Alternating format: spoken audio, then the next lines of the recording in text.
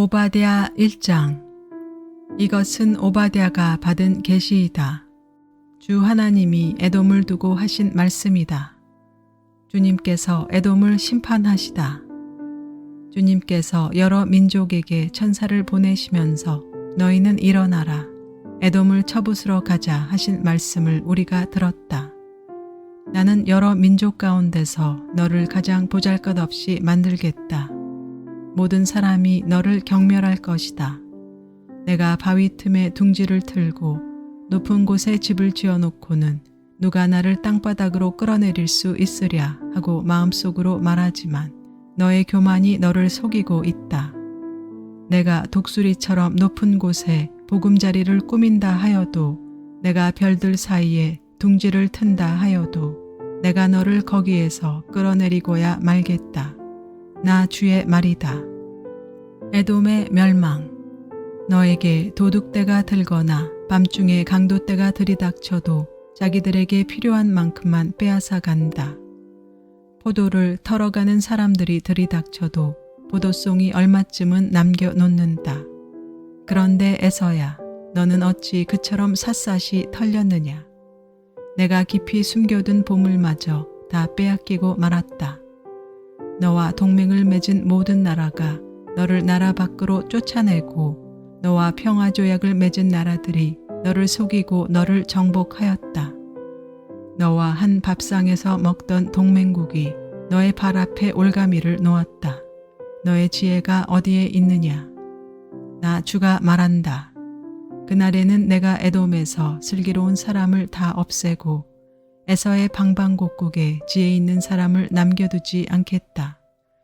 대만아, 너의 용사들이 기가 꺾이고 에서의 온 땅에 군인은 한 사람도 남지 않고 모두 다 칼에 쓰러질 것이다.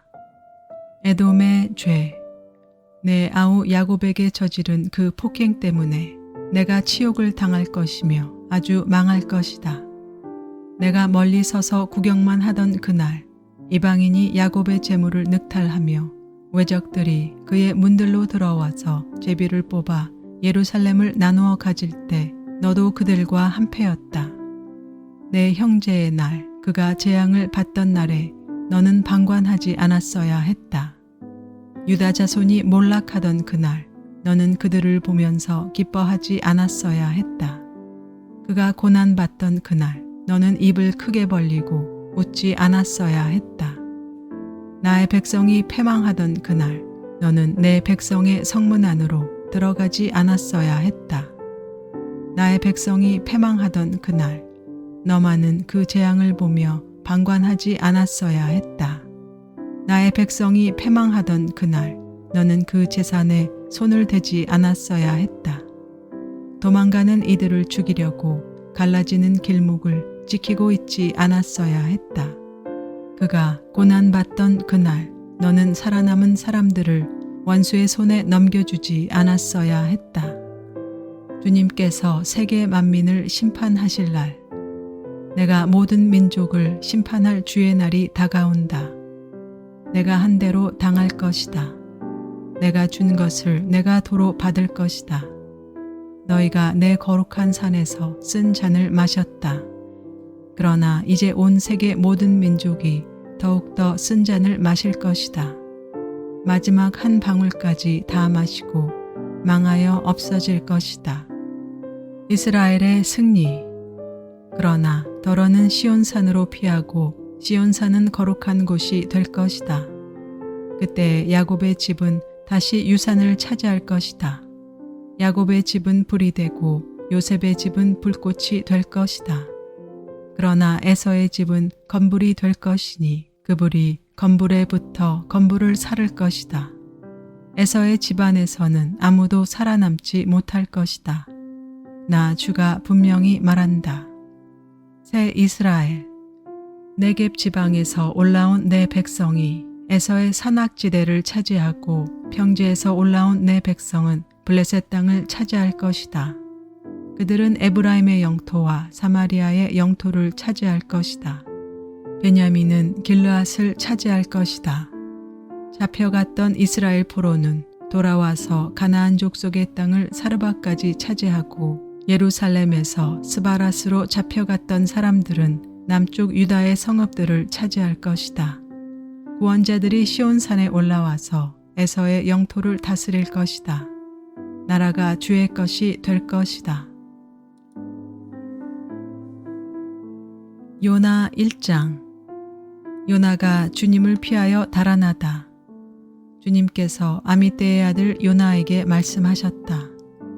너는 어서 저 큰 성읍 니느웨로 가서 그 성읍에 대고 외쳐라. 그들의 죄악이 내 앞에까지 이르렀다.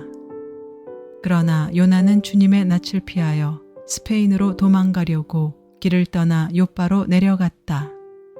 마침 스페인으로 떠나는 배를 만나 뱃삭을 내고 사람들과 함께 그 배를 탔다. 주님의 낯을 피하여 스페인으로 갈 셈이었다. 주님께서 바다 위로 큰 바람을 보내시니 바다에 태풍이 일어나서 배가 거의 부서지게 되었다.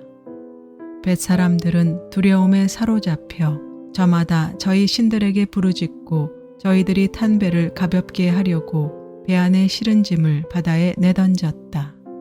요나는 벌써부터 배 밑창으로 내려가 누워서 깊이 잠들어 있었다. 마침 선장이 그에게 와서 그를 보고 소리를 쳤다. 당신은 무엇을 하고 있소? 잠을 자고 있다니 일어나서 당신의 신에게 부르짖으시오. 행여라도 그 신이 우리를 생각해 준다면 우리가 죽지 않을 수도 있지 않소. 뱃사람들이 서로 말하였다. 우리가 어서 제비를 뽑아서 누구 때문에 이런 재앙이 우리에게 내리는지 알아봅시다. 그들이 제비를 뽑으니 그 제비가 요나에게 떨어졌다. 그들이 요나에게 물었다. 우리에게 말하시오. 누구 때문에 이런 재앙이 우리에게 내렸소? 당신은 무엇을 하는 사람이며 어디서 오는 길이요? 어느 나라 사람이요? 어떤 백성이요? 그가 그들에게 대답하였다. 나는 히브리 사람이요. 하늘에 계신 주 하나님, 바다와 육지를 지으신 그분을 섬기는 사람이요. 요나가 그들에게 자기가 주님의 낯을 피하여 달아나고 있다고 말하니 사람들이 그 사실을 알고 겁에 질려서 그에게 소리쳤다. 어쩌자고 당신은 이런 일을 하였소? 바다에 파도가 점점 더 거세게 일어나니 사람들이 또 그에게 물었다. 우리가 당신을 어떻게 해야 우리 앞에 저 바다가 잔잔해지겠소? 그가 그들에게 대답하였다. 나를 들어서 바다에 던지시오. 그러면 당신들 앞에 저 바다가 잔잔해질 것이요. 바로 나 때문에 이 태풍이 당신들에게 닥쳤다는 것을 나도 알고 있소. 벳 사람들은 육지로 되돌아 가려고 노를 저었지만 바다의 파도가 점점 더 거세게 일어났으므로 헛일이었다. 그들은 주님을 부르며 아뢰었다. 주님 빕니다. 우리가 이 사람을 죽인다고 해서 우리를 죽이지 말아 주십시오. 주님께서는 뜻하시는 대로 하시는 분이시니 우리에게 살인죄를 지우지 말아 주십시오. 그들은 요나를 들어서 바다에 던졌다. 폭풍이 일던 바다가 잔잔해졌다. 사람들은 주님을 매우 두려워하게 되었으며 주님께 희생제물을 바치고서 주님을 섬기기로 약속하였다. 요나의 기도. 주님께서는 큰 물고기 한 마리를 마련하여 두셨다가 요나를 삼키게 하셨다. 요나는 사흘 밤낮을 그 물고기 뱃속에서 지냈다. 요나 2장. 요나가 물고기 뱃속에서 주 하나님께 기도드리며 아뢰었다. 내가 고통스러울 때 주님께 불러 아뢰었더니 주님께서 내게 응답하셨습니다. 내가 수올 한가운데서 살려달라고 외쳤더니 주님께서 나의 호소를 들어주셨습니다. 주님께서 나를 바다 한가운데 깊음 속으로 던지셨으므로 그 물결이 나를 에워싸고 주님의 파도와 큰 물결이 내 위에 넘쳤습니다. 내가 주님께 아뢰기를 주님의 눈앞에서 쫓겨났어도 내가 반드시 주님 계신 성전을 다시 바라보겠습니다 하였습니다. 물이 나를 두르기를 영혼까지 하였으며 깊음이 나를 에워쌌고 바다풀이 내 머리를 휘감았습니다. 나는 땅속 맷뿌리까지 내려갔습니다. 땅이 빗장을 질러 나를 영영 가두어 놓으려 했습니다만 주 나의 하나님, 주님께서 그 구덩이 속에서 내 생명을 건져 주셨습니다.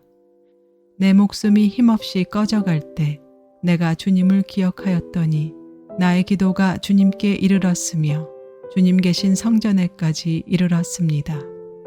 헛된 우상을 섬기는 자들은 주님께서 베풀어 주신 은혜를 저버립니다. 그러나 나는 감사의 노래를 부르며 주님께 희생 제물을 바치겠습니다. 서원한 것은 무엇이든지 지키겠습니다. 구원은 오직 주님에게서만 옵니다. 주님께서 그 물고기에게 명하시니 물고기가 요나를 못에다가 뱉어냈다. 요나 3장. 니느웨 사람들의 회개. 주님께서 또다시 요나에게 말씀하셨다. 너는 어서 저 큰 성읍 니느웨로 가서 이제 내가 너에게 한 말을 그 성읍에 외쳐라.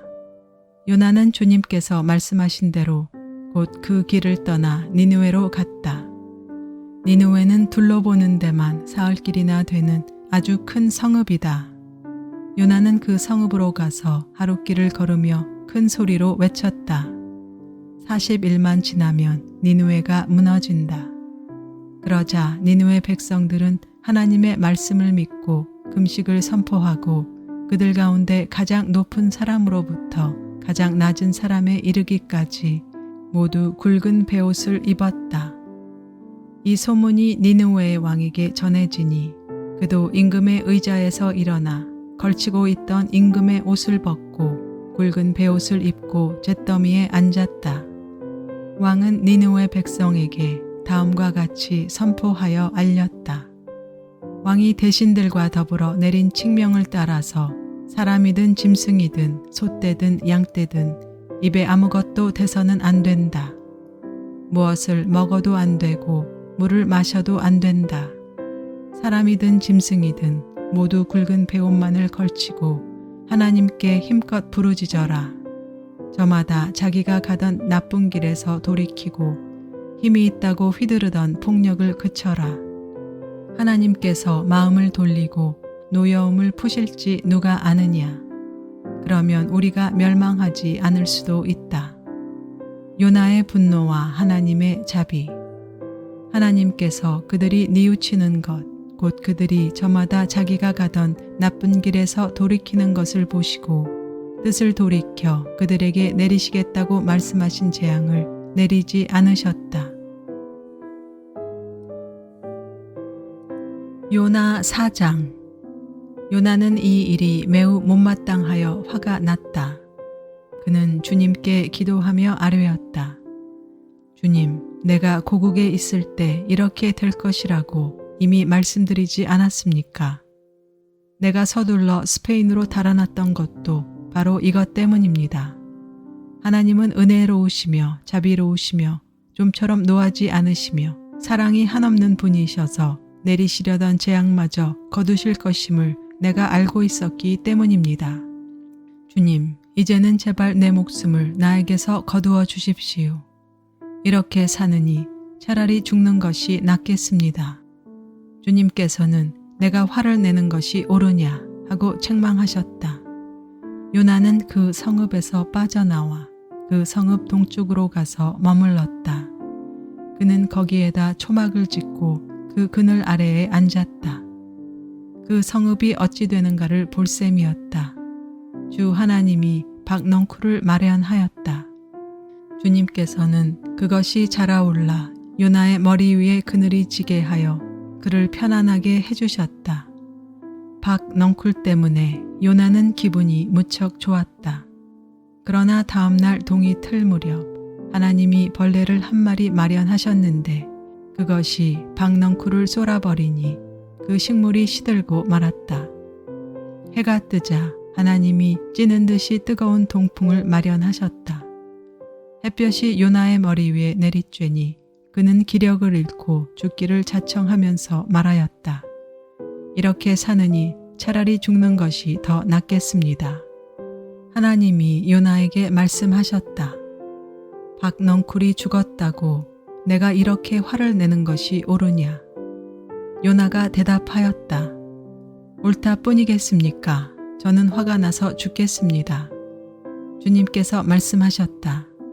내가 수고하지도 않았고 내가 키운 것도 아니며 그저 하룻밤 사이에 자라났다가 하룻밤 사이에 죽어버린 이 식물을 내가 그처럼 아까워하는데 하물며 좌우를 가릴 줄 모르는 사람들이 12만 명도 더 되고 짐승들도 수없이 많은 이 큰 성읍 니느웨를 어찌 내가 아끼지 않겠느냐.